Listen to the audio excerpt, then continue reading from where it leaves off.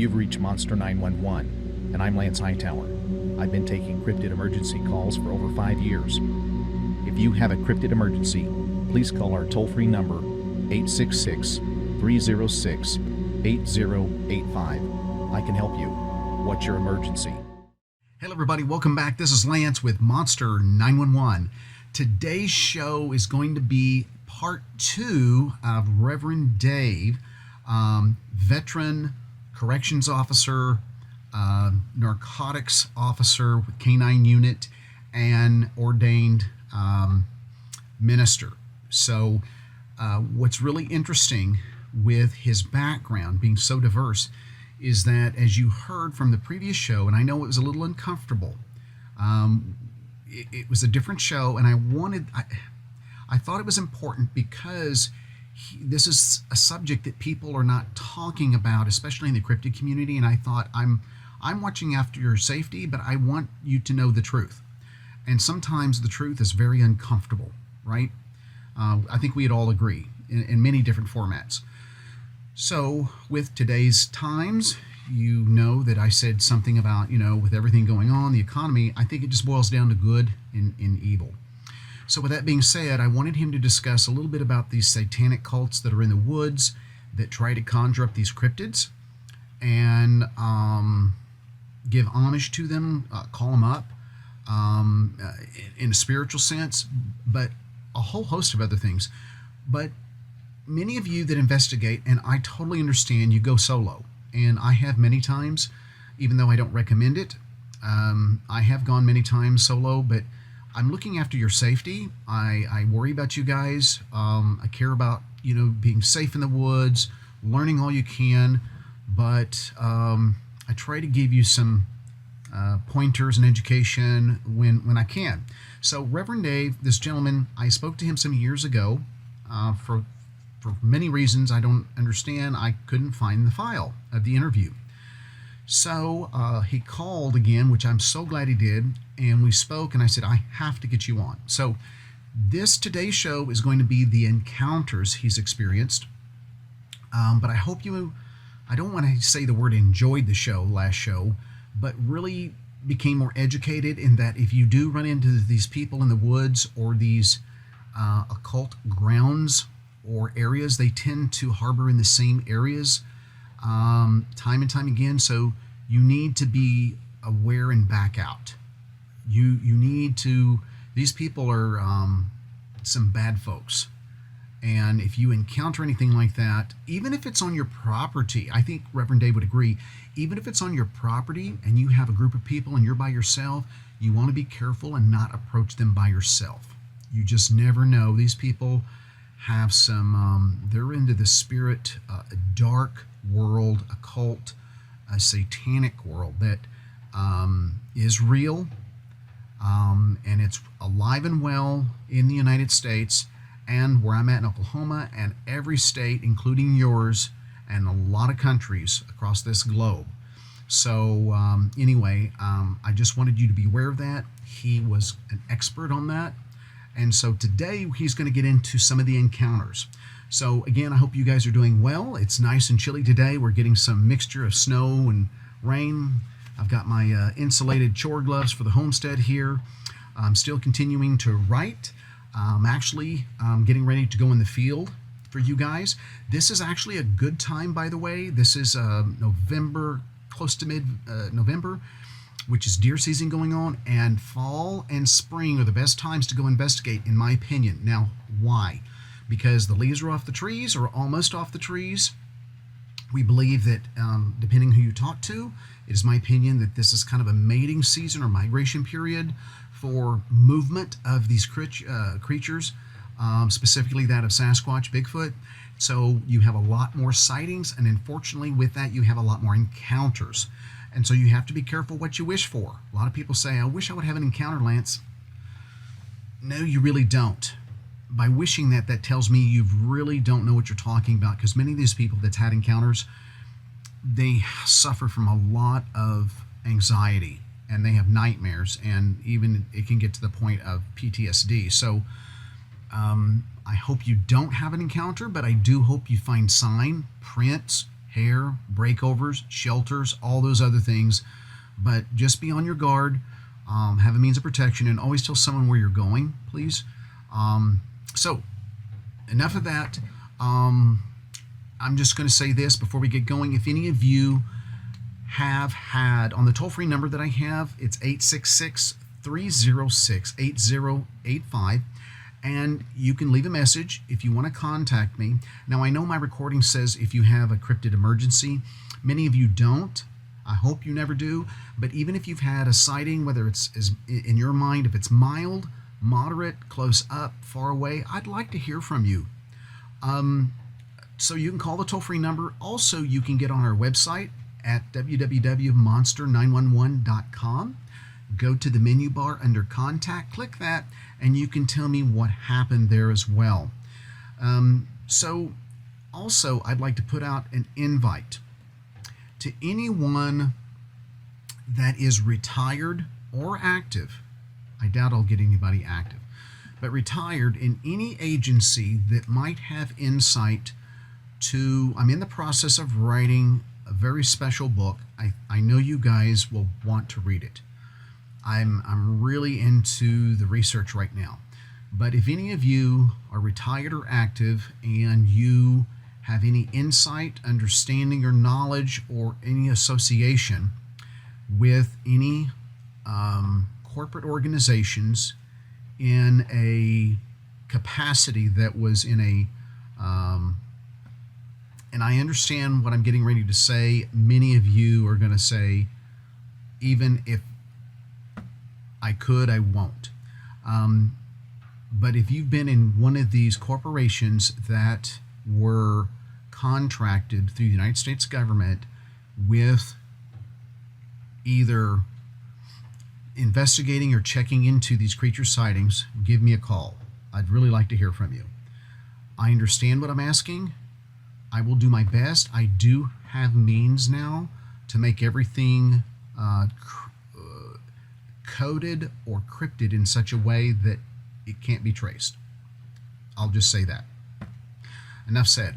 So anyway, the toll-free number again, 1-866-306-8085. Let's get to the show now. Hope you guys learn all you can and hear what this guy had to tell us. Reverend Dave. So I really appreciate the last conversation, the interview we did. I learned quite a bit, and a ton actually. So what we're going to do a little bit is talk a little bit about your encounters. And there's no, you can start anywhere you want, and we can just kind of move right into it and go from there. And we'll just, I may interject here and there and have a question here and there if you don't mind, but I'll let you have the floor.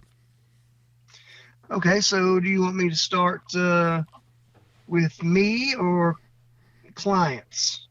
Your pick. Okay. Well, let's go back into probably the most recent we'll go to the most recent, okay? Okay.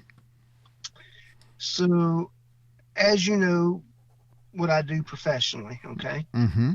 We discussed that in our last interview.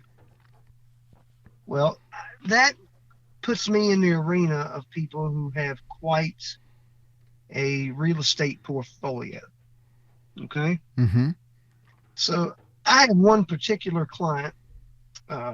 It's not a political person or a celebrity, just extremely independently wealthy landowner here locally.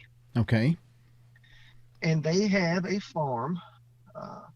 And we'll get off the air, I'll send you the Google Maps coordinates so you can look at it. Okay, sure. But they have a farm here locally in let's just say central Virginia. Okay. It's 328 acres. It is beef, all beef cattle, but it has quite a lot of hardwood, rock cliffs. It has a river runs right on the border of it. But the most redeeming feature, he has two fully stocked privately owned, of course, trout ponds. Oh, wow. Matter of fact, they're the uh, only two successfully privately owned trout ponds in Virginia that I know of that are not business related. Okay, Wow. like people can come to pay and fish. Right, right. Like a fish farm. Yeah, like a fish farm where they pay by the inch or by the pound. Mm-hmm. Well, this particular client of mine, he got a wild hair about I guess it was about 4 years ago, 3 to 4 years ago, and he decided to put and install these trout ponds. Well, he spent almost $5 million on this project. Wow. Oh yeah, and they are really legit. They have 24-hour day oxygen being pumped into them where it turns the water over every 24 hours. Yeah, nice aeration systems and Oh yeah, feeding systems probably and everything. Well, there's so many natural springs on this particular farm. It's a lot of cold groundwater already. Oh, okay. So the water stays after you get down about 7 feet. Okay. It stays under 50 degrees year round, even in the summer. Ooh. So you can damn near catch trout, 8 months out of the year. Wow. It's ridiculous. And I'll send you some pictures of the ones we pulled out of there. I mean, I've caught them 24 inches, 26 inches is a regular thing. Wow. 9 to 11 pounds, rainbows. Incredible. Oh yeah. So he stocks them with rainbow brown, tigers, golden, and brookies. So it's about 5 different species of trout in these ponds. Well, and I tell you that to lead me up to the first encounter I had on that farm. Mm.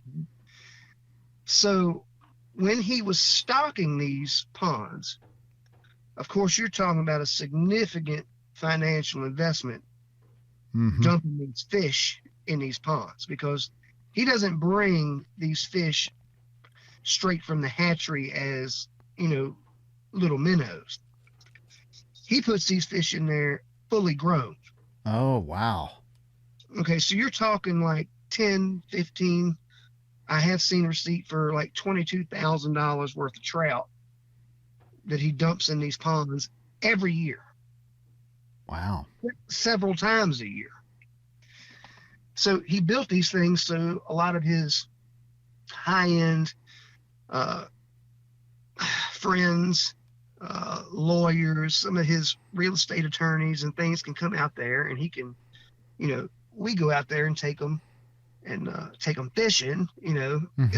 It's one of it's like you go and play golf. You understand what I mean? Oh yeah, it's a social thing. It's a recreational, social. Talk about business. Talk about life. Talk about anything. That's right. That's right. I mean, closely guarded. Type, you know what I mean? Extremely private. So he's dumping thousands and thousands of dollars worth of these fish in here. Well, he got to a point to where I don't know who leaked the information that it was there, but long story short, he got some poachers. Okay, that were sneaking onto the property, after hours and trout fishing. Okay. So me or my company being, flying with him all over creation, all over the United States, for real estate deals and things of that nature. He contracted my company to interdict these poachers from getting his trout, which of course that puts us out there at night. Oh, exactly. Okay. Exactly. Okay. So, we're sitting out there in gators, with NVGs, waiting on these poachers. Is this summertime? Oh yeah, this is summertime when this was happening. Okay. Okay. Well, this is something. I'll take that back. I misspoke.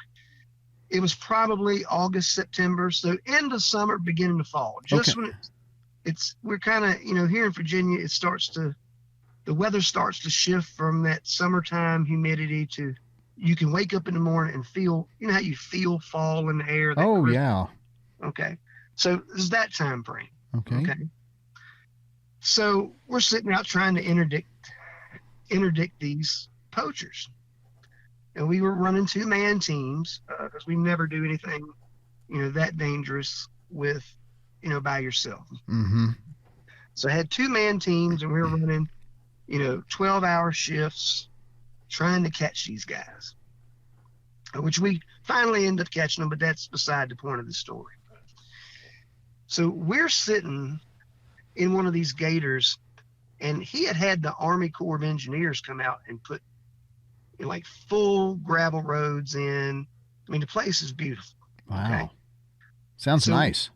Oh, it's wait till you see it. I'll send you the pictures. We're sitting on this big embankment or escarpment overlooking the ponds, and they're side by side, separated by a dam. Okay. Okay. One's a lower side, one's lower, one's higher, and they're directly in front of the mansion. Okay, he has a mansion on it. He has 5 houses on the property, but right in front of their mansion. Okay. We're sitting there trying to interdict these poachers night after night, and it was pretty uneventful for the first few nights. So we're sitting outside the vehicle, my partner and I, and we had something. I think we had a toolbox. It was something. I know it was a ratchet and socket set. So we were outside the vehicle, screwing around with the hood on this gator. Okay. Mm. Something had happened. It was shaking it was vibrating when we turned it on and making a whole bunch of noise, which we didn't want. Okay. All right. So we got this ratchet and socket set out, and we were cranking down, tightening up the bolts, all the general preventive maintenance and services, right? Mm-hmm. So we're sitting there staring at each other, my partner and I, and out of nowhere, seemingly out of nowhere, it was just dead quiet, nothing moving on the farm, and this roar. And I want to explain to you, I mean, to this day, I can't even fathom what I heard. This roar cut loose on the farm, and it had to be, I'm going to guess, 400 to 500 meters away. I could tell the general direction it was coming from. Mm-hmm. It's a big cedar grove on the backside of the farm. It borders the next farm over, which is also a huge independently wealthy guy. So all these farms, they interlink to each other. So it's just this big expanse of property that eventually borders the Shenandoah National Park. Okay. Okay. So it's nothing but these farms connecting to each other until you hit parkland. So it's in that general vicinity, and we hear this roar. My partner and I, of course, I had an inkling what it was at the beginning. Oh. But Mm-hmm. my partner's oblivious, and he was like, "What the, and put your explicitive in there Okay. that you want to say." He said, "What was that?"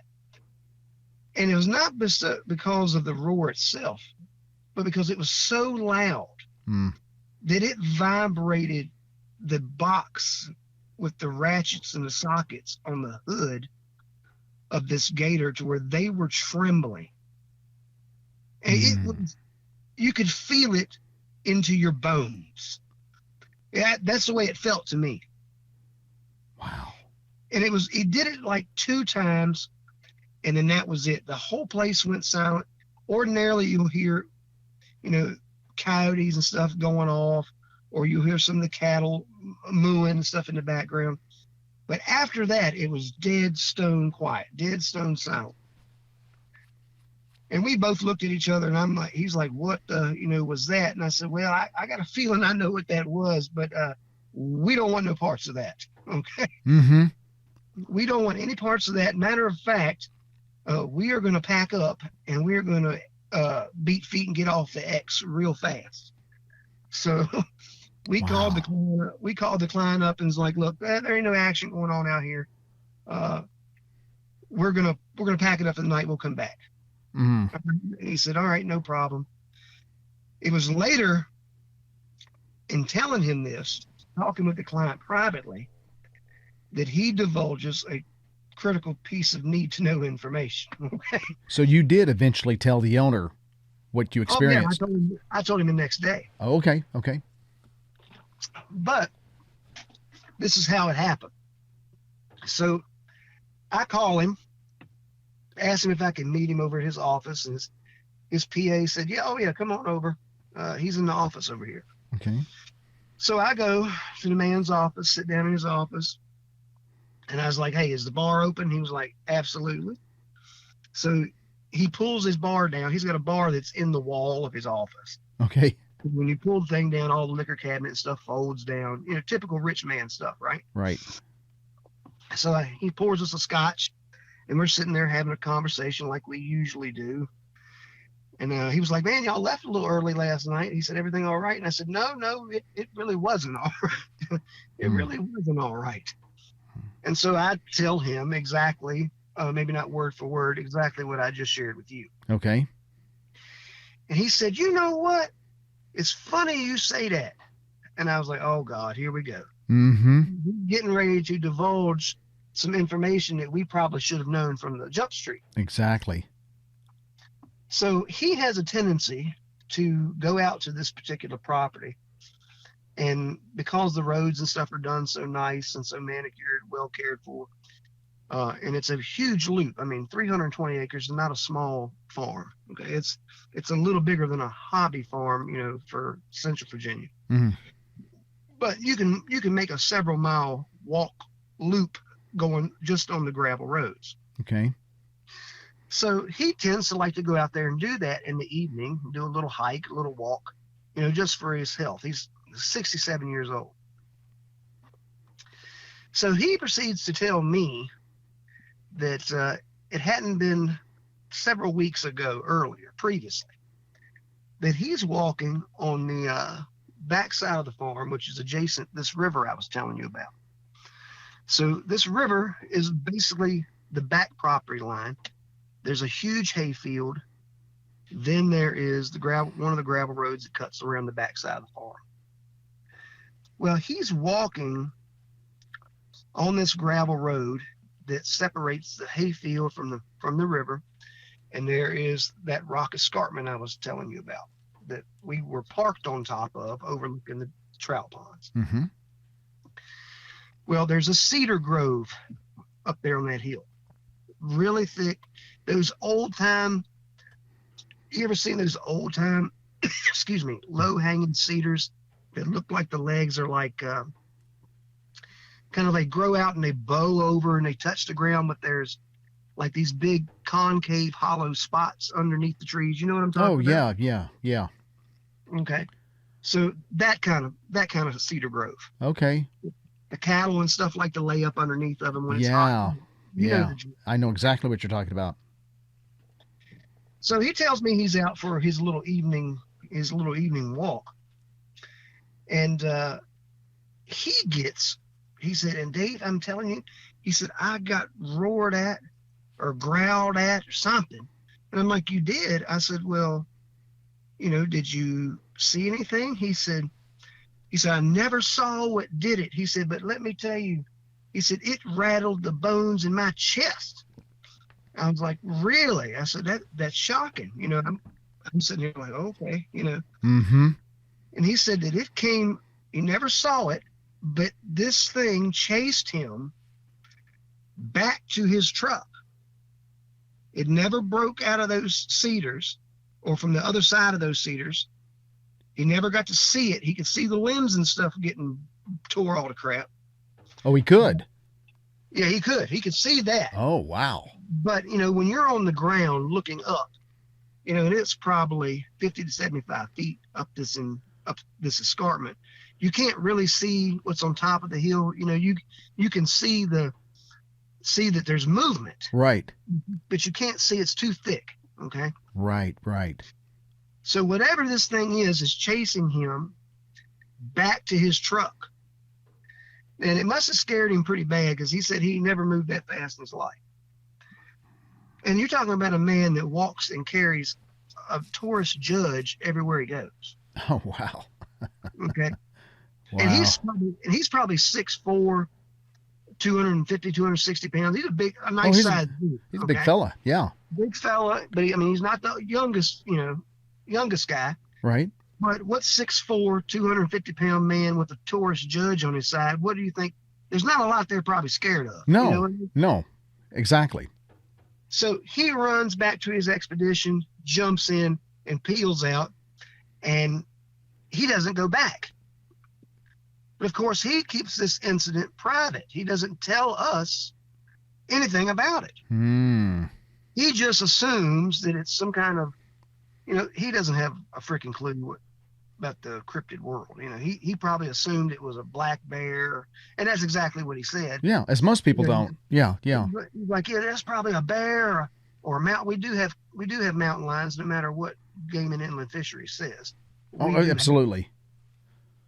And he was like, yeah, it's probably something like that. Man, he said, I was scared to death. And I was like, oh, funny you said that. We had a very similar incident last night, and that's what prompted us to make haste and depart from the farm. Hmm. Okay. So we go on for, we finally interdict the poachers. Okay. We do catch them. Of course, we prosecute them the whole 9 yards. But in the interim, shortly after that happens, Mm-hmm. we go out. I like to go out and fish myself. Okay. Okay.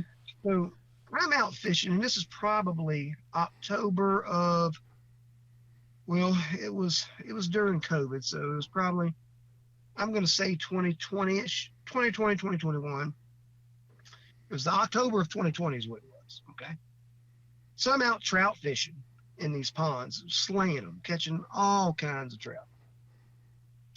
And there's a very steep embankment right in front of the mansion that drops down to the pond. He's got a walkout deck from the house down to this pond. Okay. Okay. But there's a lot of that tall straw grass beside the pond on that side where you can't walk over there to it and get it with the weed eaters. Oh, gotcha. Excuse me. So it's very tall.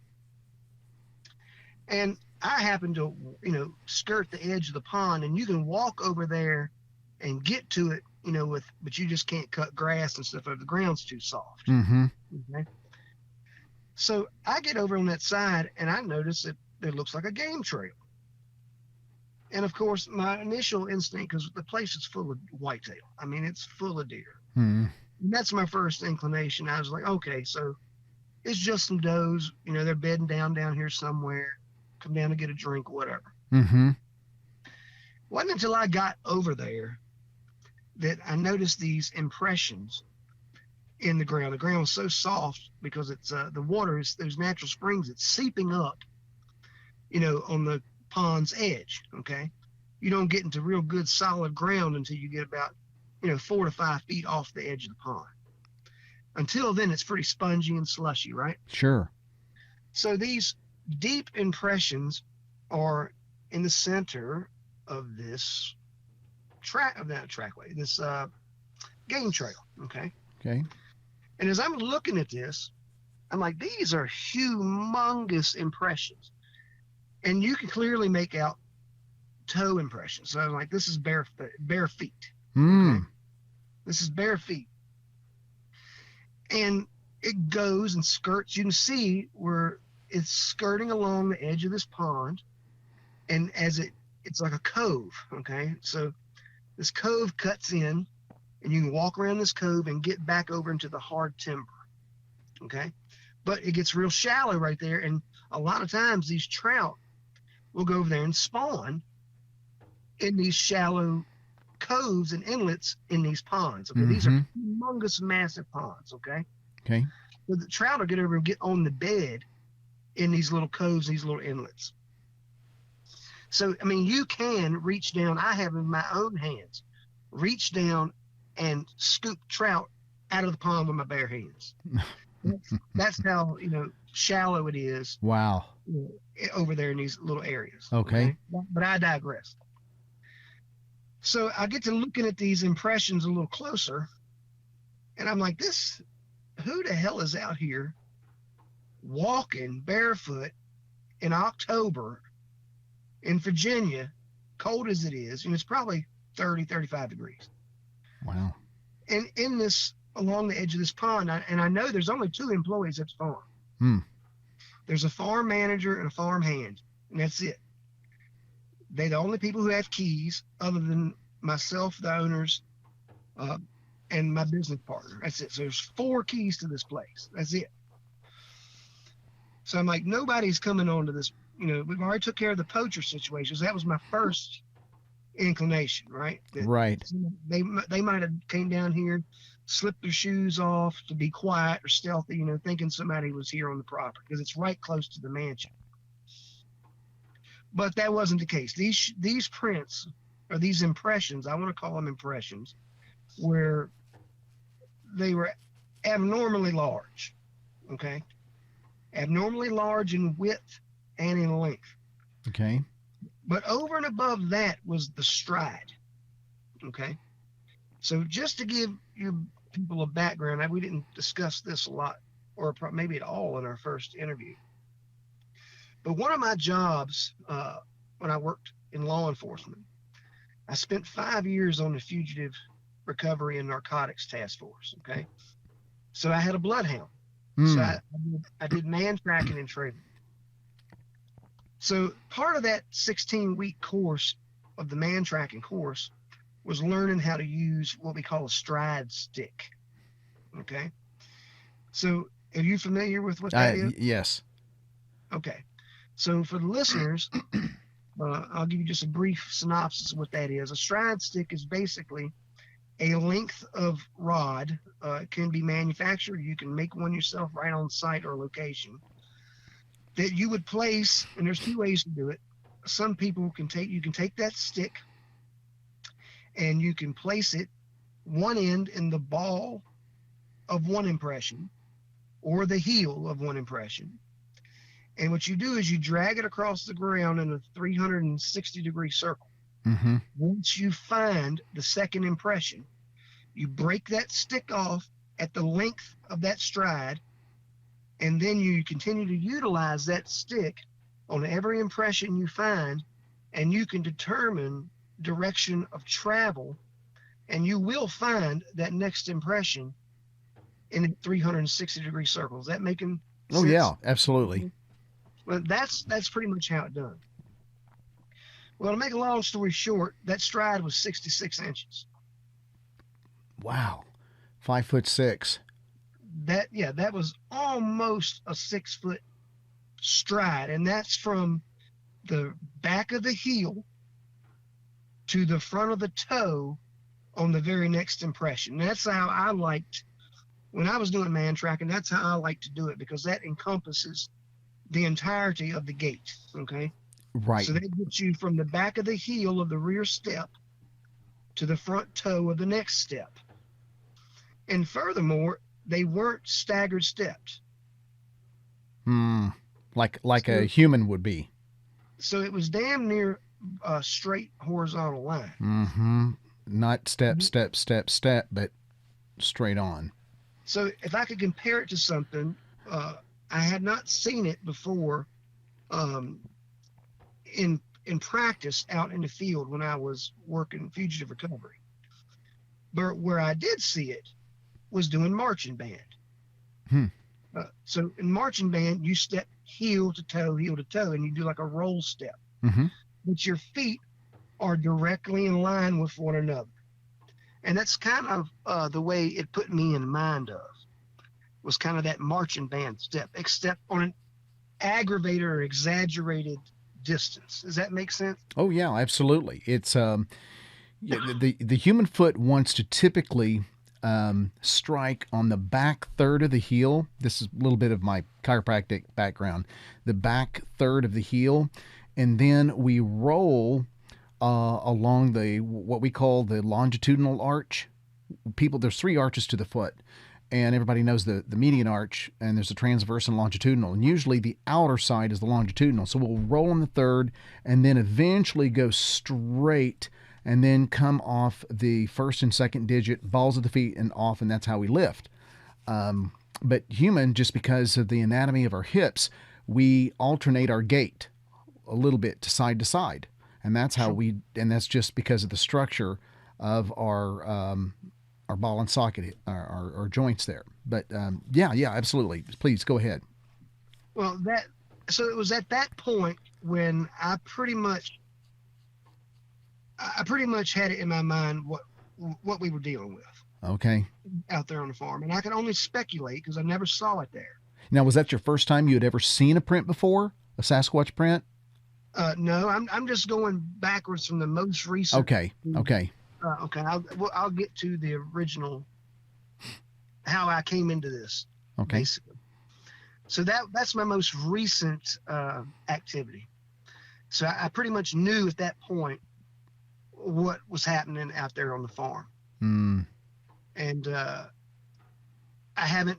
have not encountered that again on the farm, and I've been out there several times. I mean, I'm not out there on a daily basis like the farm manager and stuff is, Mm-hmm.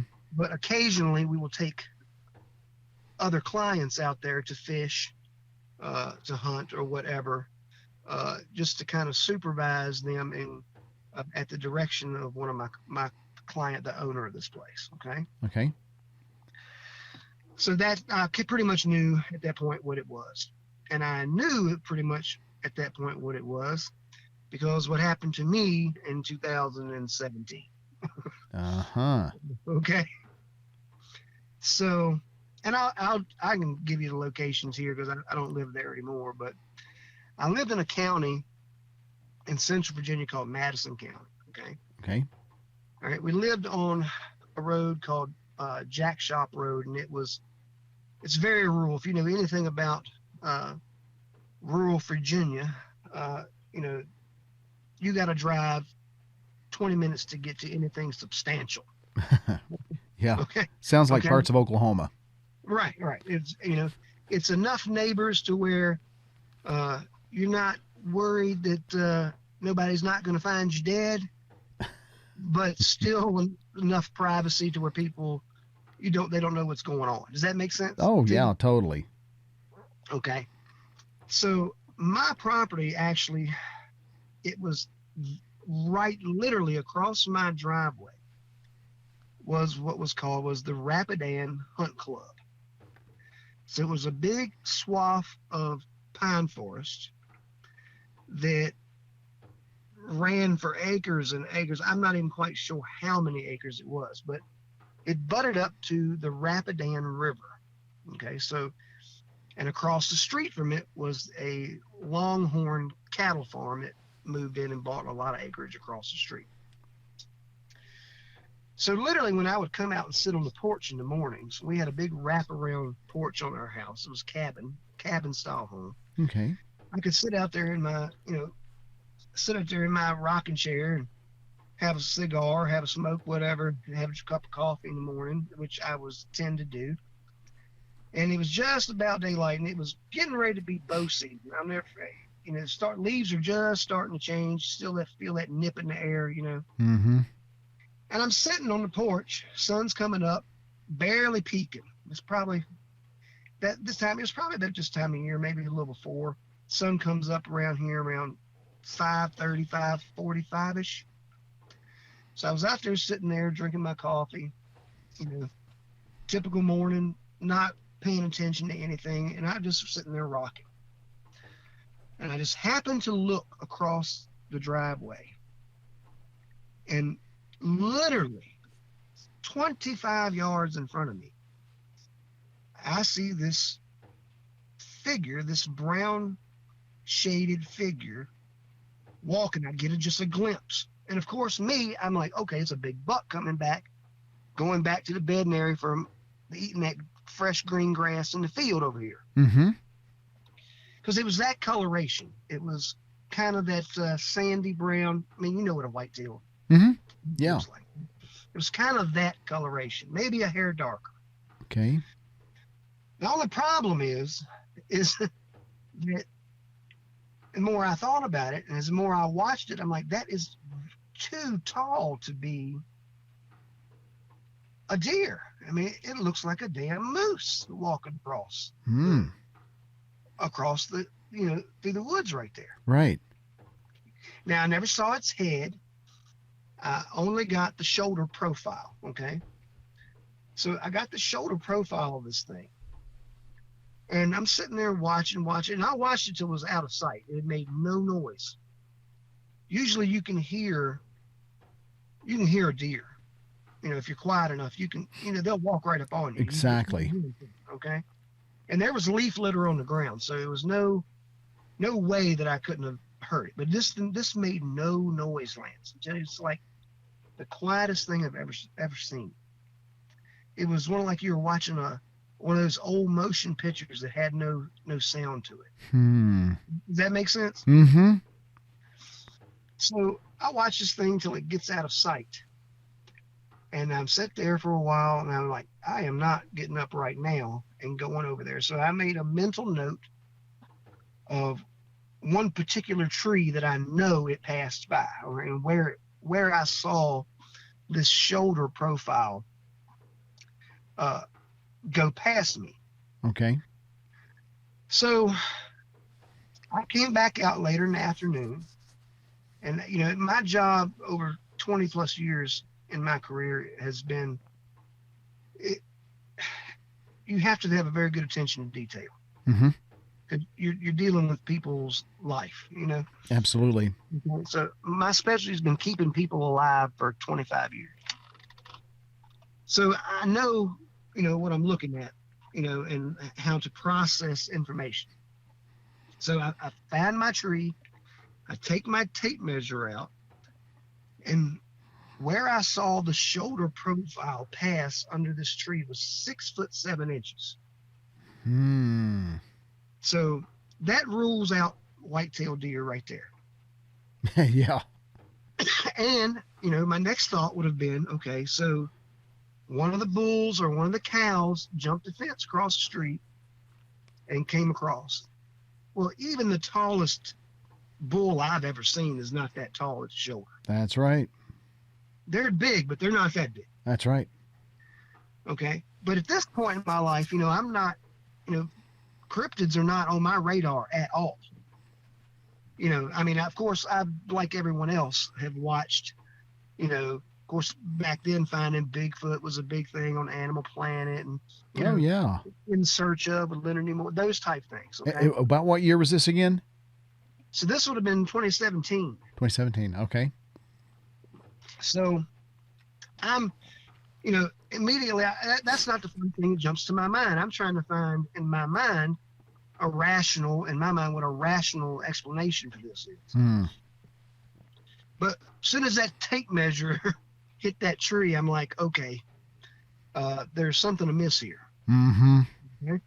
So that was my first indication that I might have something going on a little more than, than what is considered to be normal. Exactly. Okay. So same hunting season, it might have been the first week of rifle season. So now probably a month and a half has passed. We're into November of same year. And my business partner asked if he could put a tree stand down at one of the Y crossings, one of these ATV trails we had on our property. You could go right and go down to the Rapid Ann River, or go left and take you over to cross the hunting preserve. Okay. So he puts this tree stand up, self-climber. I'm sorry, not self-climber, ladder stand. Okay. And I'm sitting in the house, and I get a cell phone call. And it's my buddy, and he was like, man, he said, can you come out here? I'm like, man, I do not want to walk all my happy ass all the way down down in the woods. What do you want? I'm assuming he must be bringing some coffee or something like that. He wanted you to come out where he's at on your property. Yeah, exactly. Okay. Exactly. Okay. He wanted me to come out, and I'm like, what do you want? He said, I need you to walk back with me. And I'm like, walk back with you? I'm like, why? He said, man, there's something down here screaming down here by the river, and I am not getting out of this tree stand. I'm like, you have got a 30-06 rifle in your hand. I know you carry your sidearm and you're scared to get down to that tree stand. He said, man, I'm not getting down out of this tree stand until you come down here. Wow. So I'm like, okay. So I threw my boots on, take the 15-minute stroll down to the tree stand, and him and I walk out. And he's shaking like a leaf on a tree. Okay. Now, this is a combat vet. Well, I was going to ask next if he had any combat experience or law enforcement. I mean, I know. Oh, yeah. Okay. Oh, yeah. This is my circle. See? I gotcha. Gotcha. We're both Marines. Okay. He was in Desert Storm. All right. He was in Somalia. He fought the pirates in Somalia. Oh, wow. Okay. So, he'll eat cornflakes out of your skull. I mean, he's a hard ass dude. Okay? Yeah. Yeah. Okay.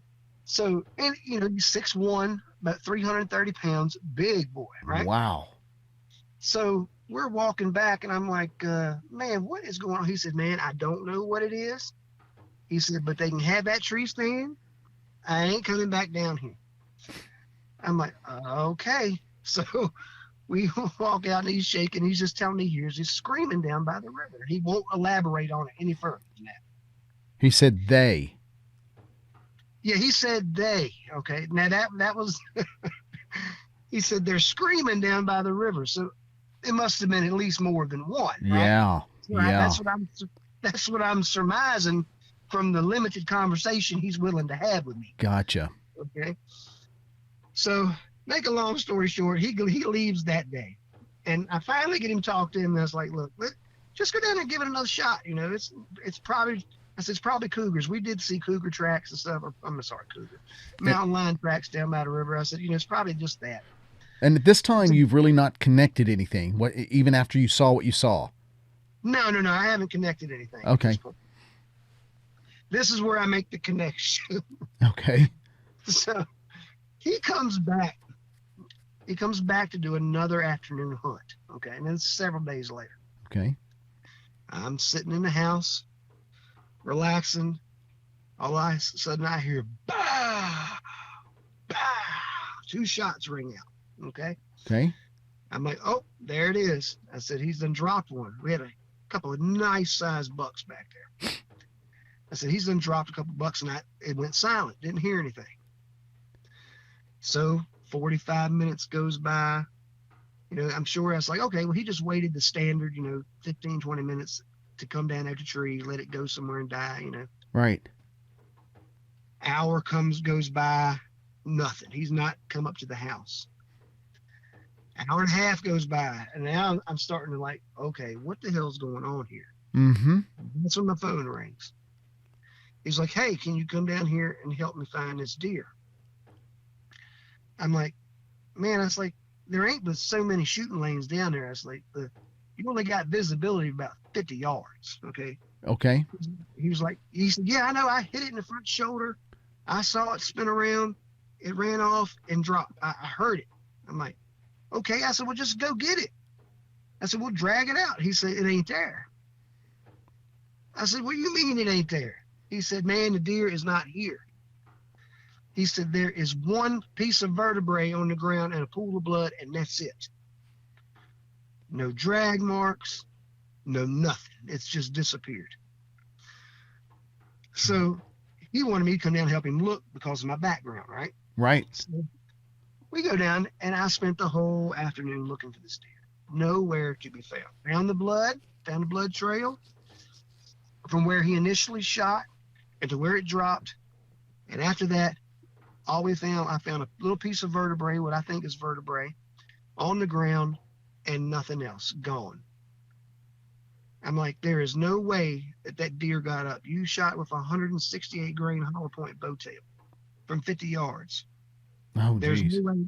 That's no way that deer moved anywhere. It took 3 steps and down. You know what I mean? Right. So it was at that point I'm like, okay, something has grabbed this deer and has took off with it. And that's when all my picture, all my little inklings start coming together at that point. Because there was, I forgot, I skipped over something.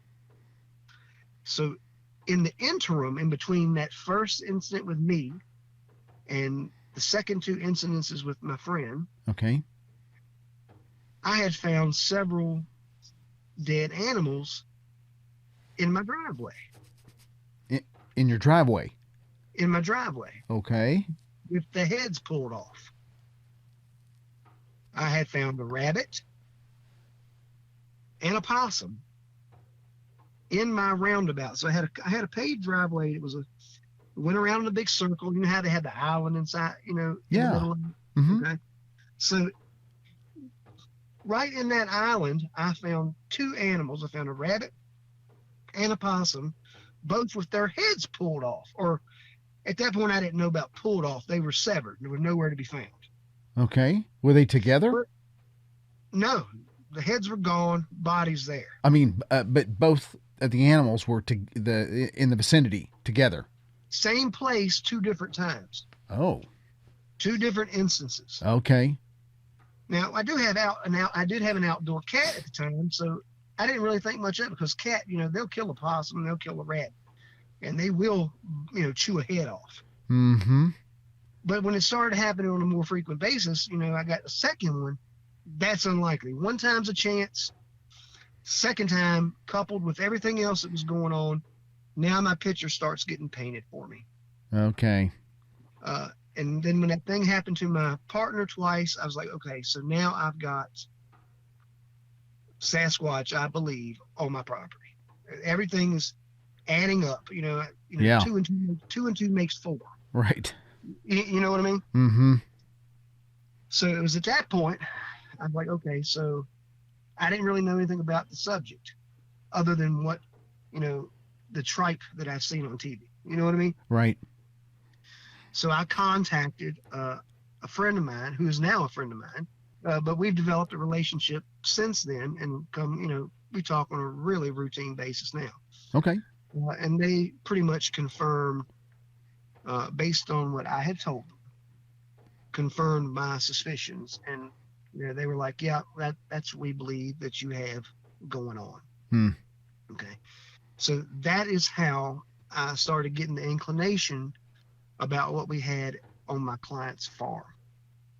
It was because of those instances that occurred at my house. Gotcha.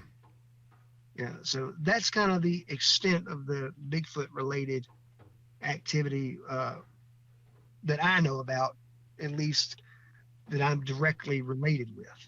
Did your buddy that you couldn't find the deer, did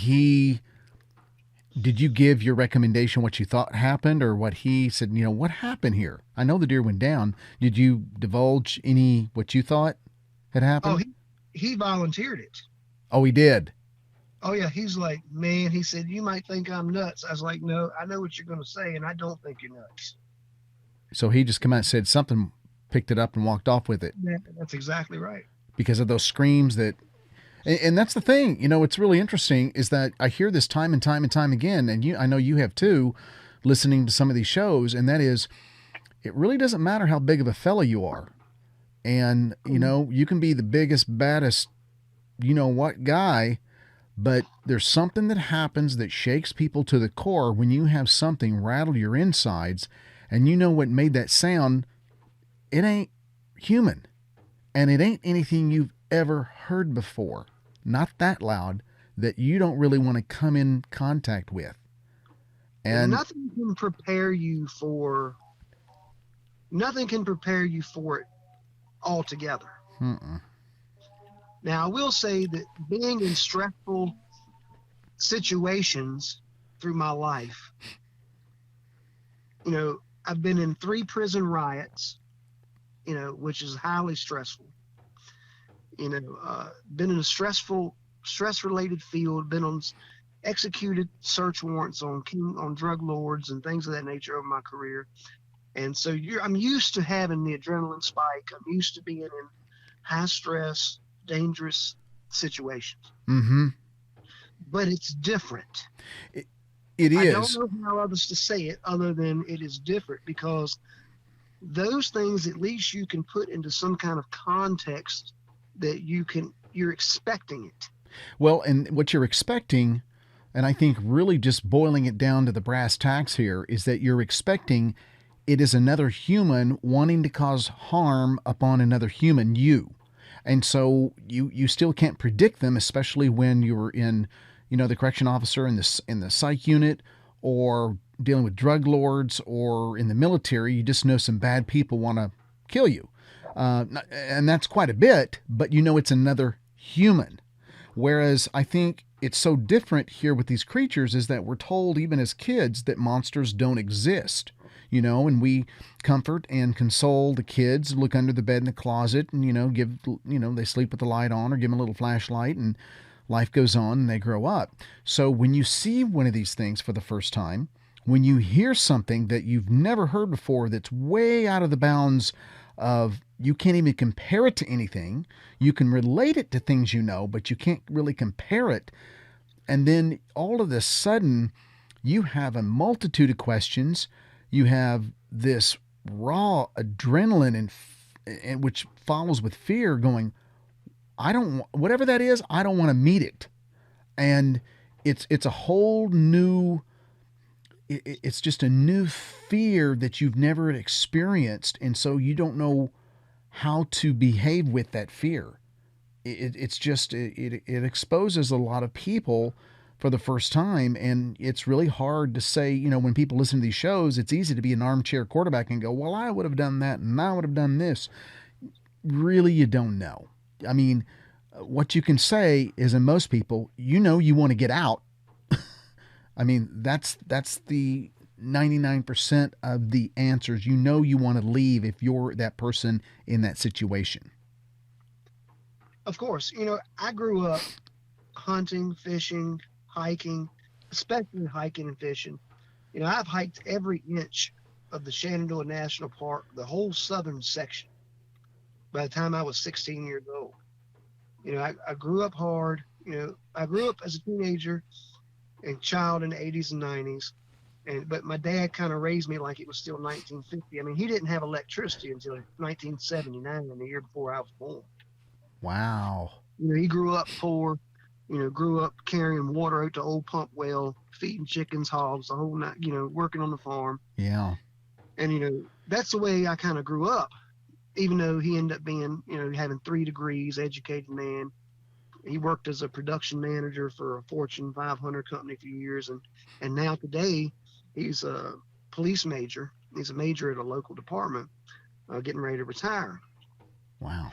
So spending all that time in the outdoors as a child with my dad and then my grandfather, he used to say, they grew up in a place called Sandy Bottom, which is one of those hollers in the back, right underneath the Shenandoah National Park, to where when Roosevelt came in and created the park, it took a lot of my family's land. Oh. And kicked them off their land. Okay. I can't remember what year that was. It's history, it's in the history books, but you can look it up and see when it was. But yeah, my family was a part of that. Well, my grandfather used to tell us stories, growing up. He's like, man, you said you better get back in this house, boy. He said, them damn catamounts will get you if you ain't in the house before dark. Catamount. Yep. Yeah. And I'm like, what the heck is a catamount? And he never would clarify or quantify it with a response, Mm-hmm. Them old timers, you know how they do. Oh yeah. They had older terminology and older, I mean, it still goes on to this day, but yeah. Yeah, that was his big thing. He used to say, if you ain't in this house before dark, them catamounts will get you. Interesting. As a young kid, I didn't know what the hell a catamount was, You just know you didn't want to see it. I knew I didn't want it to get me. Right. And I knew when my granddaddy spoke, I grew up in a time where when your granddaddy spoke, that was gospel, Mm-hmm. There wasn't no, I'll come in when I want to. No. and you better do it pretty quick. You better get in there when he tells you get in there. You know what I mean? Mm-hmm. Because even daddy was scared of granddad. So, Right. So I did, looking back, I have a frame of reference now. Mm-hmm. But at the time, you put some of those things that happened in your childhood out of your. Oh, yeah. Yeah. Oh, yeah. Yeah. It's, I think a lot of the old timers too, during that time and that generation, they were even more quiet I mean, there's certain circles of people that are very, very quiet right now that have experiences and they've seen something. They know what the sound's coming from. They have a suspicion because of just oddities that are going on the property. But that was a generation that was an amazing generation, the greatest generation.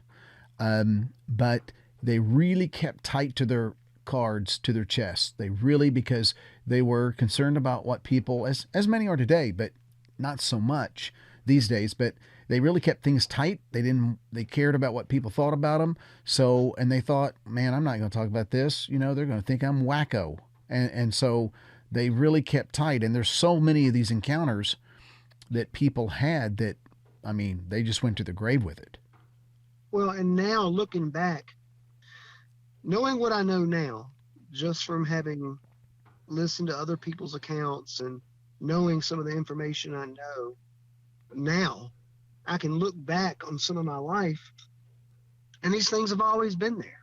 You didn't realize it at the time because you didn't know what you were looking for. That's right. You didn't connect the dots. I did an interview with a gentleman down in South Central Oklahoma who lives very remote on some property he's had in the family for a long time, and it has creek bottoms on it and it's rolling hills. And he remembers he grew up as a kid on this place, and he had some, he would be on a horse and get pinged in the head with a pine cone or a pebble or an acorn, and he would look up like, that's kind of weird, and just go, kind of brush it off. And things like this happened. He would be deer hunting and he'd be on the ground and an acorn would hit his leg or a rock would roll in front of him.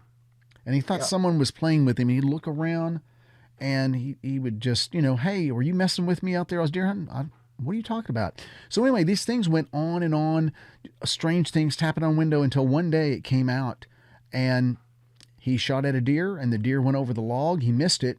But what came over the log toward him and walked literally up within inches was a Bigfoot while he had a gun. And so he said, as soon as that happened, Lance, it's like all of those memories come rushing back. Like, that's what it was. That's what it was. It was this Bigfoot. Yeah, I can't count. And looking back, a lot of my time working in the tactical arena, especially doing fugitive recovery, a lot of our time was spent training. And there's only one way to spend training a bloodhound, and that's laying down tracks and finding your man. That's it. There's only one way to do it. And of course, that requires you to be out beating the bushes, Mm-hmm. And I cannot count now, looking back, how many times I've had that woods gone quiet thing out there running a track. I've had so many times my dog will turn around, go in circles, will not track, will not pull. And I know the track's hot. We laid it down, 90 minutes ago. Uh-huh. You know what I mean? Yeah. And they just wouldn't, they just stay in the spot and wouldn't continue on? Oh, they'll come to heel on you. See? Oh, okay. Okay.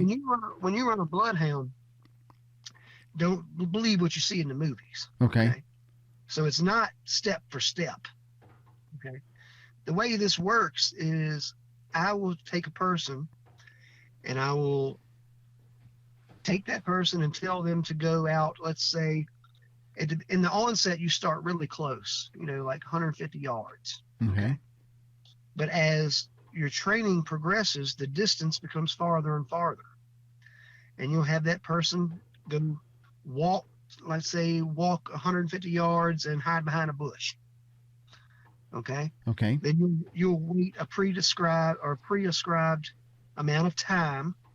Then you'll hook your dog up on the lead and get them casting. We call it casting, where you try to pick up their scent trail. You use a scent article, usually something that's close to the body, like a hat, a shirt. Pillowcases are the best. You'll scent acclimate the dog. You tell them to find a man, and they will track what we call the scent plume. Okay. Okay. So as you're walking, the way a bloodhound works is you're constantly shedding skin cells. Mm-hmm. Okay. So what it does is, imagine like an umbrella coming off the top of your head. your skin cells are constantly shedding in like a scent plume.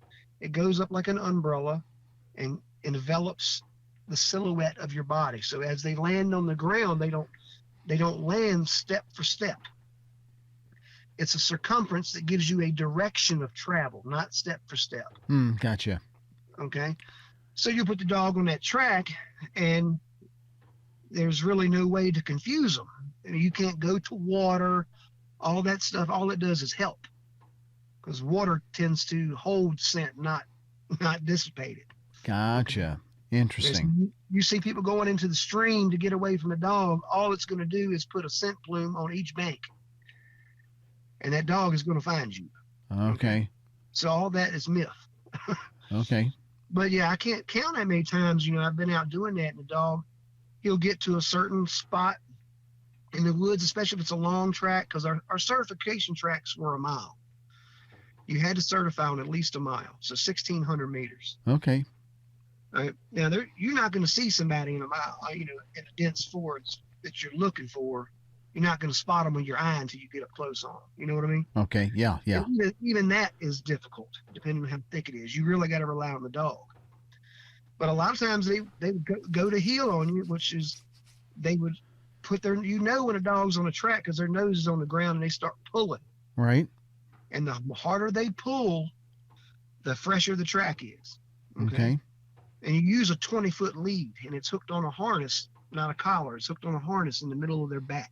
Okay. So you're really getting the full length of the full pull of that bloodhound when they start getting on that track. And the hotter it gets, they'll start baying. They'll start barking.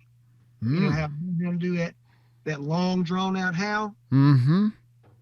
Well, I've had them out there running tracks on what we called the State Farm, which was a series of prisons here in Central Virginia that had farmland, agriculture. And we would do our training out there because it was just so vast. It butted up against the James River. Okay. And I've had them go to heel on me. They'll come up, they'll be tracking real good, pulling, and then they'll stand up, or not stand up, but they'll throw their head up, start casting like they lost it, and they'll make a big circle and come sit down right beside you. Wouldn't go no farther. So only a couple things can happen right there. They've either lost that track or there's something interfering with it that they don't want to fool with. Okay. Now that happened to me on numerous occasions. Okay. Then I had the whole woods gone quiet deal. That's happened many times. I've seen, knowing what they are now, I've seen the tree twist, the tree snaps. Back then, I didn't know, excuse my language, I didn't know from apple butter then. You know what I mean? Right. Back then. Right. I thought it might have been snow load or something, because they don't prepare you for this. They don't teach a Sasquatch theory in Man Tracking 101. Okay. Oh, absolutely. Exactly. When we saw stuff like that, we assume it's the bad guy, leaving what we call spoor, or evidence behind, a physical direction of travel. Okay. Broken limbs and stuff like that. Oh, right. Gotcha. That's what we attested to. Mm-hmm. But now looking back, I'm like, okay, that could have been a little something else going on right then. You know what I mean? Yeah. Yeah. So those are just some examples, now knowing what I know, I could have had encounters for a long time and not even known it. That's true. And there must, for a dog to if they wanted to track, but they decide not to, there has to be something in the pheromones, the oils, or something that's like, I don't want to deal to the dog. I don't want to deal with this. And dogs really can't reason, of course, like a human, but what is it in the smell that says, not going to do it? I've always been fascinated with that. Especially when you factor in that these dogs are not tracking for free. Yeah. Okay. So they get rewarded when they find their man. Uh-huh. You see, there's two ways to reward a dog for a successful search. Either with food or play. Mm. And typically with bloodhounds, it's all food reward. Okay. You would carry a pack of food in your, like a pedigree pack, a tear open pack or canister in your cargo pocket, and when you got to the end of the track and they identified their subject, you tear that food open and put it on the ground, and they'd scarf it up. Right. That makes So they, sense. so that's not they're not doing it for free. They're out there working. Hmm. At least that's the way it works with bloodhounds. I've never trained an air scent dog for people, so I can't speak to how they reward their people. Hmm.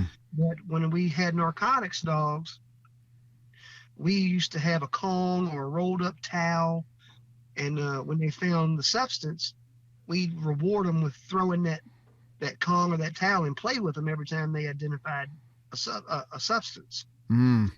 I've So got yeah, a friend that it was a canine officer in I think it was California, and he trained Malinois, yeah, that's what I had. My drug dog was a Belgian. and so he would do something very similar, what you just said. Yep, yep. That's how we do it. Uh-huh. That's interesting. That's really interesting. Because I know that this same gentleman I was talking to, he said, Lance, he goes, do you have any dogs that are kind of young that are, I said, yeah. And he goes, I can teach them to not be afraid of tracking these Bigfoot, but if we need to start training them, and I know how to do it, and I know what we need to do. He said, do you know of anybody that's trained specifically? And I said, well, not offhand. This is kind of a specialty. So we never did get together on that because life gets busy. But I thought that was interesting, and I you explained it very well on the tracking on how the bloodhounds really work. Yeah, that's how they work. Now you can train a dog to find anything you want it to find. Mm. We had at the end of my career, we had a unit that was specifically had dogs trained to find tobacco and, believe it or not, cell phones. They could smell the glue that they used in the circuit boards Hmm. in the cell phone to find cell phones inside jails and penitentiaries, because that is probably one of the most expensive and sought after pieces of contraband in the penal system is a cell phone, Okay. because all your inmate phones are monitored. So when they wanted to do their dirt, and Yep. organize, gambling, narcotics trade or hits from the prison to the street, they had to use a cell phone. So Gotcha. they would get cell phones smuggled in. And so we actually developed a unit with dogs specifically trained just for those two items, Okay. tobacco and cell phones, because tobacco was outlawed in the Virginia prison systems years ago. Okay. Hell, tobacco is actually a cigarette is worth more than a joint in the Virginia prison. Hmm. Interesting. Oh yeah, you can make a ton of money. I know inmate millionaires selling cigarettes. Well, you figure $200 a carton. Oh my gosh. Now that was 2004. What do you think the Jeez. markup is now? Oh, well, everything's gone up. Exactly, and it works the same way in the penitentiary. Wow. It wouldn't shock me back then. A joint was about $10, and one cigarette was around $12, $13. Man. Oh yeah, some valuable stuff, Yeah. So yeah, you can train a dog to find just about anything. It wouldn't shock me if you could train them to find Bigfoot, but here's your problem with that. And this is just the way I see it. Mm-hmm. Might want to bring this up to your friend. Where do you get the sample? Yeah. Where do you get the sample to scent acclimate your dog? Well, the thing that and I brought that up, and I had samples of hair brought to me, quite a bit of it, and Okay. um, did some analysis to it, and it did not fit any known indigenous animals, and Okay. it was a tough of it. So that would be the only, and the problem there even then was that it was initially handled with someone's bare hand and not a glove. Okay. Well, then right off the bat, it's contaminated, Yeah. and they could be looking for that person Right.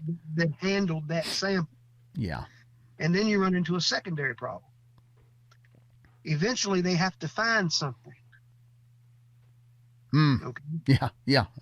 Okay. So if you have that sample, who's going to be on the other end of that track that smells like that sample? So just in the training, you have a lot of problems and snags that you're going to run into. Right. And not to mention the fact that what if they actually find it?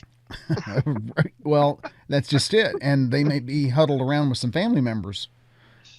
And exactly. there's and that gets into a lot of other, even not with just tracking dogs, but someone that goes out and unintentionally or intentionally shoots a creature. Say it's rifle season, deer, and they see something that scares the hell out of them, and that's a ways from the tree, and then yells at them, and they don't know what. And so their first initial instinct is to shoot. They accidentally drop it. Well, they're out hunting, and then you have 3 or 4 other. The way the Bigfoot, to me, from numerous stories, from numerous encounter stories, is that they're very much like the Marines. You never leave a man behind. And that's what I'm saying. And you do not. That's why I tell guys, listen, it's not going to be like you think. No way. So think whatever you're thinking and completely erase it, because for that to happen like that is few and far between. You have more chances of winning a lottery, the Powerball, than you do getting everything you think is going to happen if you go out and intentionally try to look for one and intentionally shoot one. It's going to be a problem. It's going to be a life or death problem for you, I do believe. Yeah, and then that's just with the Bigfoot is the first problem. The second problem, well, it's a multitude of problems, but another problem is now you may have someone knocking at your door, and now you're on the radar of some people you do not want. That is this whole dark group that goes around and threatens people, and you shoot a Bigfoot like that, they're going to monitor you so close. They're going to be up your bottom so close and so long. They're going to threaten you, and it's just a whole series of bad events will follow. That's true. I would not personally recommend anybody hunt these things. Yeah, me neither. I would recommend that you defend yourself if necessary, and you always are prepared. I rely in my line of work on the find it, fix it, fight it mentality. That's the way we go with the 3 F's. Say that one more time. Find it, fight it, fix it. Okay. Okay. And those are your options. Don't want to have to get into an altercation unless I absolutely have to. Boring is always best. I like that. In my line of work, it is. Yeah, absolutely. Yeah, boring is a good thing. Boring is a good thing. Somebody doing it. It can be done. I believe they can be killed, but the benefits of doing that, I just don't see any benefit in it. I can only see. I am with you. I know we starve to learn more about these creatures, and they're so elusive, and you hope they're not aggressive when they see you. There are a lot. I mean, just with what you've encountered and your buddy and your client, I mean, those are aggressive type of vocalizations. I don't want you around. Now, there are people that's had non-aggressive type of vocalizations or encounters that there's not even a grunt, nothing. It's a very calm, benign encounter, which I tell most people, I said, yeah, good luck on trying to know which one you're going to have if you see one. I mean, you can't predict how many, when, Where? What? I mean, I interviewed one guy one time that was a police officer in a smaller town. His dad was retired, and the Bigfoot that came while they were fishing was so aggressive, he had to shoot it. It literally, everything happened so fast, it scared him senseless. And he shot it in the chest twice. And he was completely ridiculed by a Texas Ranger and a game warden. And there was two other people there. He didn't know who they were. They didn't say one word, but they gave him this disdain, disgust look. And they said, why did you shoot it? And he goes, dude, I was there. I was scared for my freaking life. He said, I didn't have time to go. It would have crumpled, the size of this thing would have crumpled my little truck up like a tin can.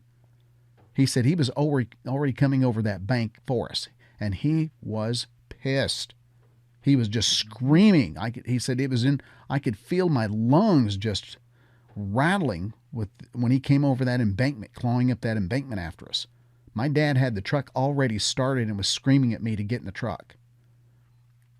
And so, I say that just because you're right. You're absolutely right. After thinking about this hours and hours and hours, there's just not a positive in anything shooting a Bigfoot. And if you do, you better be getting out of there pretty fast. There's not even a positive in presenting evidence that is verifiable, because you'll be demonized. Oh, yeah. Ostracized, okay, by anyone, and even in the own cryptid community, you'll get some. And that's I totally agree there. It's more, well, if you look at, and this is not really a best analogy, but Autumn Williams, who wrote the book Enoch, she in there talks about this contact that she had, this gentleman who had a very close in contact. He kind of did a little bit of a searching her out before he truly opened up and shared with what his experiences were with this one particular Bigfoot. And she, long story short, now granted, I don't think she presented any evidence. I read the book entirely, and it's been a while though. I don't think she really presented any evidence, only to say that she promised to keep his contact information private and confidential. But outside of that, she was ridiculed the most by the cryptid community. And that's just one small example. There's other people that's happened. Now, there's been some hoaxers, of course, over the decades, of course, and they've been exposed for who they are and why. But it's so convoluted sometimes now with social media. What we see, is that real? Is that not real? But it's one of those things where I tell people, if you get something on film, or you unfortunately shoot one, wait some time. Wait a while, calm down, and wait before you share, and be very, very careful who you share it with. And that way. In this business, calm people live. Yes, calm people live. Yeah. I shared that with you the other night. You did. That made total sense. You cannot be, you're so emotional that you cannot make rational decisions when you are going through something like that. You just can't. It's physiological. You have to take a step back, calm down, reacclimate yourself, and before you can make what amounts to life-changing decisions. That's a fact. And that's why I tell people, spend some time. If you don't know what to do, do nothing. Do nothing now. That's right. Don't get on your phone. Don't be calling. Hey, you got, don't do any of that right now. Stay away from all electronic Wi-Fi devices. Don't be typing anything out. Just stay away from it and try to process and really collect your thoughts, and then have some time to share with someone at some point that will understand what you're saying. And that way you can be more thorough in your explanation. Even to this day, still, I have friends that still work in alphabet agencies that I've worked with for years, and meeting people in my line of work now, still the best way to relay sensitive information is in person, hand to hand. Hmm. That is still the best way. You cut out all the technology, Mm-hmm. you cut out third parties, Mm-hmm. direct hand to hand information. You read it, destroy it, or you tell it and walk off. It's still done. Espionage is still done at the high level that way to this day. Mm-hmm. Well, there's There's a two. reason for it. It works. Yeah, absolutely. And there's too many smart people that can hack, override, develop software systems that can hack into other things, cameras, apps. It doesn't matter. And as well as there's apps that are freely giving some of this too, Sure. and have access to phones and there's software systems and monitoring systems. A lot of the alphabet groups have right now. They use it on a daily basis. But I They have backdoors into your VPN and everything. There's no hiding. no. There's no such thing as encrypting your texts, and you might encrypt it from the casual observer. Yeah, there. You're not encrypting anything from Uncle Sam. Yeah, you can only do your. Yes, I agree there. I agree there.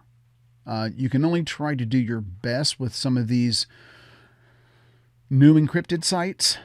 But ultimately, could someone still hack in? Yeah, you're just trying to do your best, and that's all. Because our standard phones, with all the apps on it and everything, I don't care if it's an Apple, Samsung, Motorola, it doesn't matter. It doesn't matter anymore. We don't allow any of our people to have social media at all. No TikTok, no Facebook, no Instagram, none of it. Because we deal with so sensitive Oh, I totally agree. information and clients all the time Mm-hmm. that, you can have it if you want, but you don't work for me. And I'm certain it works the same way in the cryptid community. I mean, even some of these hoaxers, I believe to a certain level, some of that is by design. Oh, it is by design. I totally agree. It's really no different than in the UFO community, and I refuse to say the aerial phenomenon. That the government now wants to get you to change the lingo or the terms. It's aerial phenomenon. And no, it's UFO to me. Of course, yeah, they've got a couple of these hoaxer guys that say, hey, I found that the government, they're doing this, but they're actually paid to redirect this so-called threat, this UFO threat and everything. So yeah, they're paid well, and I truly believe that the same thing is happening in the cryptid community. I really do. Because It's almost like when video and audio files disappear. That's happened many times, and Quite recently, too, I understand. yes, yes, Doesn't that make you scratch your head, brother? every time. I mean, it does. You understand what I'm saying, right? Oh yeah, oh yeah, Okay. yeah. I didn't know if that option had came to your Oh mind yeah, before it yeah. had. That was my first. I'm very careful because my instinct is it immediately jumps there, like it's just that quick. But then I try to back up to say, okay, Lance, am I being What reasonable? subject matter are we talking about? What's that? 'Cause I said, you instantly say, what subject matter are we discussing? Uh huh. Uh, is there anybody or any interested parties who Yeah. would not want that to be heard? Mm-hmm. Exactly. Yeah. Yeah. I guess I'm just trying to, back up. Is there anything else that this could logically be? No, I really can't think of anybody. Well, when you eliminate all possibilities, all you're left with is the probability. That's right. That's right. And so that's happened quite a few times. More so that it just makes you feel a little uncomfortable and kind of exposed. But you're right. exactly. There's no level of reach that they can't use. And, even though we have all these technologies that are fun and everything, but it just exposes all of us. No, you can find anything on anybody a lot easier nowadays. That's And, right. and so it is very, very troubling, but it doesn't still stop me from doing what I really have a passion for. I mean, I really want to help people. I want to go out. I'm not going to stop going in the woods. And we talk to a lot of people. Wiley Dave has friends that's been lifelong hunters of coyote predator hunters, um, deer hunters, and they have literally sold all their stuff and they're not going back out.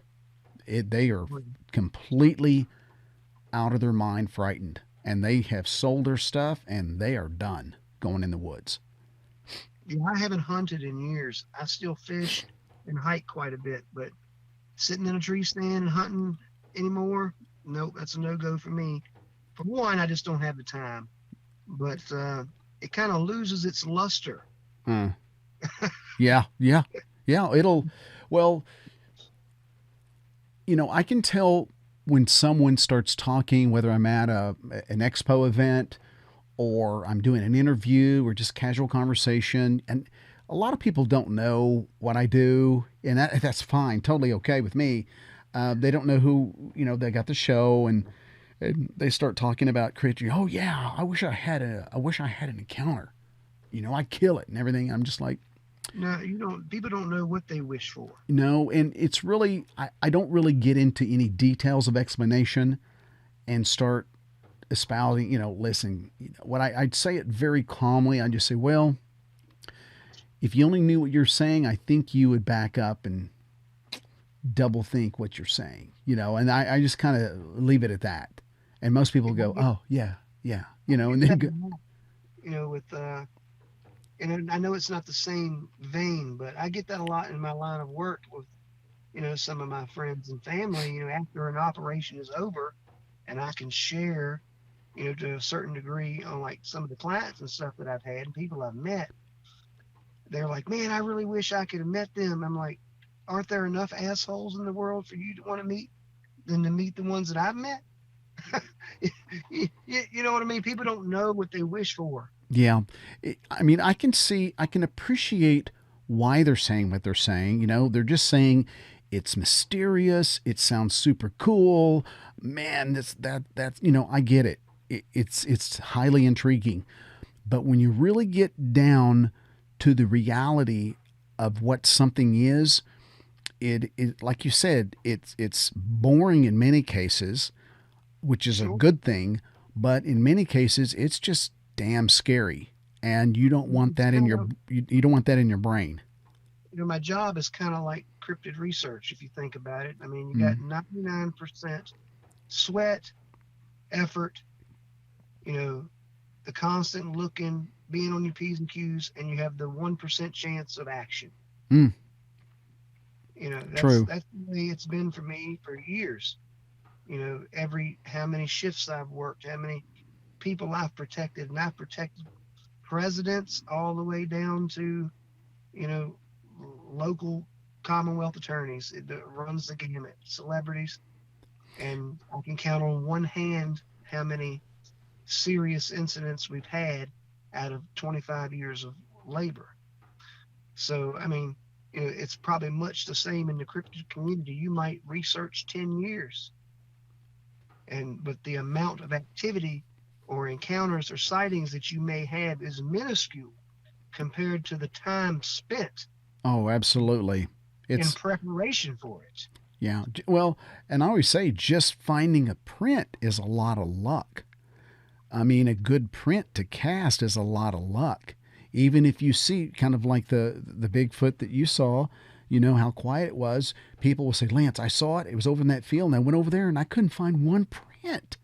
What's up? Well, I couldn't Well, find one print." And I that said, was the "Well, last thing in my mind was to even get up and go chase this yeah." thing. I And knew enough to right then to sit there and drink my coffee and shut up. That's, that's, well, I and knew that much. exactly, and that's why some people like your buddy, they got a 30-06, a 308. 223, whatever, and they still feel it's, and some people forget they have it slung on over their shoulder. And what if they hear something or see something, they'll go blazing off back to the truck or get out of the property. And then, they confront someone, just say, hey, man, I'm not going back. So wait a minute, you had a gun. It's not big enough. Dude, it's not big enough. This is going to piss them off. And I had one guy tell me that. He was going out to put a deer feeder up. And I've talked about this story a number of times in Oklahoma. And he had a Bigfoot walk about 15 yards in front of his truck. And he said, Lance, it was the biggest. He kept calling it a monster. He said, that was the biggest giant thing I've ever seen in my life. He said it would go every bit of 1,200 pounds to 1,500 pounds. And we measured, he said, I don't know what it was, but I instantly saw where the shoulder came when it walked in front of that sign. It was a county road sign. We went out there and measured it. And from the ground to that sign, that he said it was at its shoulder level, was like 10, somewhere around 10 and a half to, it was cutting the distance between 10 and a half and 11 feet. So we estimated around 12 feet. He said, it's ridiculous. I mean, that is. It is. It's massive. And he said, it never, I said, did it look at you? And he says, oh my gosh, no, man. He goes, man, if it would have, I would have seriously lost it, Lance. I'd be having some issues for a long time. He said, it never looked at me. He said, but it was broadside and it was walking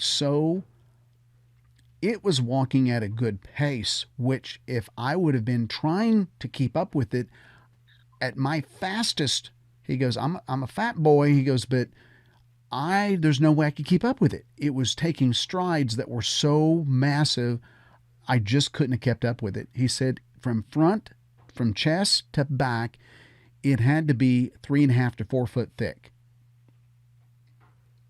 Well, I would say, just to give perspective for people who maybe not ever seen one of these things, and I've never seen one full on other than in, pictures and things of that nature. Yes. But having done competitive strongman, Brian Shaw is 4-time world's strongest man. Now he lives out in Colorado. He's 6'9", weighs 440 pounds, and eats 16,000 calories a day. I believe it. Now you take something twice that size, put that in perspective. It would make a sandwich out of you. Oh yeah. Literally swallow you. Yeah, I know exactly what I took care of a young man that was training to break the world record on bench press. He was going to Vegas, and he was 420 pounds and about 6'4", 6'5", and he came into the office and he had to walk sideways. The guy was just a beast, and it was just incredible. And in my head, I don't say out loud, in my head, I'm like, okay, he's that big. I'm working on him. And a Sasquatch would make him look small. Exactly. And I he was in the office and I was doing that. I'm like, I can't, I'm still trying to process this. And it's incredible. It's just incredible to think about that. I mean, a man that size. Oh yeah. Can tear a phone book in half. And so that's why he asked us, he said, Lance, do you guys have guns out here? And I said, yeah. I said, I have this pistol, this 500. At the time I had a Smith & Wesson 500. And he goes, yeah, you're going to need something bigger. Yeah. What else do you got? I said, what do you mean? He said, yeah, you're going to piss it off if we see it. I said, well, my goal is not to just shoot it. If it's mine and its business, that's fine. He goes, if it starts coming, you're going to need something much bigger. And I said, well, what do you mean? He goes, do you have like a 50 cal or? And I said, not everybody has that. I said, no. He says, well, even if you have it, how are you going to tote that thing through the woods? Well, exactly. I mean, and I'm like, well, there's a lot of us here. And he goes, yeah. I mean, he was upset. He was notably upset. And he just said, yeah, okay. We're not gonna do this at night. We're gonna go in the day. And I go, okay, yeah, we're here. but he was notably upset. You could tell. And Wiley Dave said the same thing when he saw that Dogman creature in 2003 out in western Oklahoma. He just said, I had the wrong gun. I had the wrong gun. He had a 223. It wasn't his super improved, his coyote gun that's running about 4,000 feet a second, but he had just a regular 223 out there because he was going to be around 100 yard shot. That's all he was planning on. And when he saw this size, he just said, "Oh, I got a problem. I didn't bring a big enough gun." Well, my theory on it, Lance, is kind of like this. Of course, I relate everything to my professional life when it comes to stuff like this. Mm-hmm. You have to make it more advantageous for this thing to leave you alone than it is to make a meal out of it. Mm. And if they do know what firearms are, which is by all accounts of what I've heard, Mm-hmm. that's the case, It is. then it's better to have it, not need it not have it. Oh, yeah. Absolutely. Absolutely. That's why I tell people All predators do this. All predators separate the weak, elderly, and infirm and prey on them because in the wild, you can't risk injury. And it's just like out here in the field. In these streets, Thuggo doesn't want to risk injury either. That's right. That's So exactly right. And I tell this to my concealed weapons people when I teach concealed handgun carry class. I'm like, if you got one house on the street that says gun free zone on the door, and the neighbor has a sign that says this house insured by Smith & Wesson, who gets robbed? Yeah, exactly. It's common sense, Totally. And it's, nature has a way to do that too. There was a study done up on the wolves up in Alaska one time, and they naturally pick out the diseased, the weak. Of course. And they do it in such a efficient way. And but you're right. You're right. It's better to have than have not. Well, and if these creatures are as smart as we speculate they are, they certainly know as much as a wolf knows. Oh, yeah. And I think more. Injury to themselves, even a minor injury, can be devastating to them. Mm-hmm. Especially if they have a family unit or something like that. They probably have the same, protect, provide, inclination that we do. Oh, yeah. And they're not going to risk injury when it's just as simple as, I'll pass this one up in 15 minutes down the road. There's going to be super jogger over here that has earbuds in both ears. You know what I mean? Right. Yeah, totally. I mean, in my mind, there's no reasoning with them. They only react to survive and to preserve. And so they don't know manners, in my mind. They don't know manners. They're just they're not big on etiquette. That's right. Yeah, exactly. Well, was there any other accounts that you had to share or anything? No, that's the only ones I'm directly related with. So, okay. Well, those were amazing. Those were quite amazing, especially with the client and that property. And, I wonder if those boys that you got that was trespassing, I wonder if they had any tales to tell, about getting out there, because they were going at night and they can't be using flashlights, I'm sure. I wonder if they had anything that they encountered out there, because I think they were too worried about my AR platform in the face to worry about. Yeah, I'm sure they were. Absolutely. When I was driving around Tulsa where people would have these encounters that would call the show, and I would drive a lot by these encounter locations intentionally through the day, and I would see people hiking out, running, and I was just like, if these people only knew what I knew, oh my gosh, how do you tell someone? That was the problem I had. I say the same thing with people in the city, just walking around, oblivious, especially in a college town like I predominantly work in. Mm-hmm. There's a major university here, and I see some of the girls, downtown and stuff when I'm out taking clients to dinner or whatnot. and they're just, walking around, diddy bopping around like they can't be drug into the bushes, Yeah. and That's so it's really dangerous. sad. Yeah. It's so dangerous. If people only knew, and that's what I tell my wife, you were driving around, I said, people only knew right now what I know about where they shouldn't be in this park after the two encounters that I know of, I said they would freak out. But, if I went up there to them and said, they would think I'm a kook saying, you don't want to be here right now. Why? Oh, there was something really nasty, scary, and large here that was seen just last week. You don't want to be here. Right. They would think I'm a goofball and they'd call the police. So, there's just no tactful way to really share some of this sometimes, and that's Well, that's I got family like that. I got family like that that tells me I'm paranoid. And I'm like, no, I'm prepared. that's it. You're prepared. Preparation is not paranoia. That's right. I'm prepared, and that's the way I always tell my wife.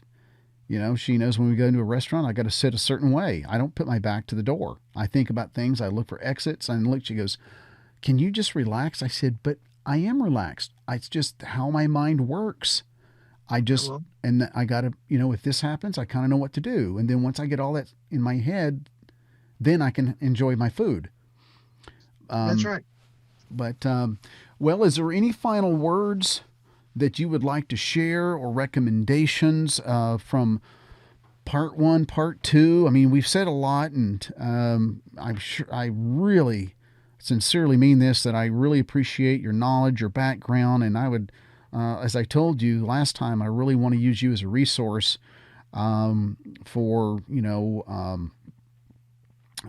bouncing off things, especially when I'm writing my books. But is there any last words or any recommendations for folks that are hearing the interviews you'd like to share with? Well, I just say that if you're going, I wouldn't want anybody not to enjoy this wonderful creation God has given us. I would encourage everybody to get outside, especially our young boys, as the world is trying to emasculate them. I would encourage them to get out and do some hunting, do some fishing, do some camping, some hiking, and enjoy yourself. Just be mindful and be situationally aware is the best term I can put on Hmm. it. Be situationally aware when you go places, especially when you go out in the woods. Even if you may not ever have a cryptid encounter. Hmm. But even if you don't, there's still plenty of things that can kill you outside of that world. And so just be ready, be prepared, uh, be ready to find it, fight it, or fix it. So that's kind of all I got, Lance. Well, I thank you a lot, Dave, so much, and for your wisdom, your recommendation, your expertise, and I really appreciate the conversation we've had and just sharing. This is good information I think people really need to know, especially when they're going out into the woods and they want to investigate. And if you want to have fun, then you have to have at least some knowledge, do some due diligence, and have some knowledge and some background of what to expect. And that way, when you get all that situated, you can actually have some fun in doing what you're doing. Oh yeah, always tell somebody where you're going, when Hmm. you're going to be back. You know, prepare for the worst, hope for the best. That's a fact. That is a fact. And if nothing happens, amen. You're back home safe with your family. That's what matters. And 99 out of 100 times, nothing's going to happen. Hmm. But that one time that something does happen can be so life altering. Yeah. I'm telling you from experience, it will change you. And I'm not even about cryptids. This is about anything that can, happen out there in the world. It can be so life altering that it really, I've seen it break and traumatize the hardest of men, uh, and reduce them down to, you know, to pudding in your hands. I mean, Hmm. just be mindful, be careful out there. Well, I will, and I hope everybody else does too. Thank you so much. I appreciate your time, and I look forward in talking here soon again. Yes, no problem, Lance, anytime. All right. You take care, buddy. All right, Doc. Bye. Okay, guys. Um, What a great guest.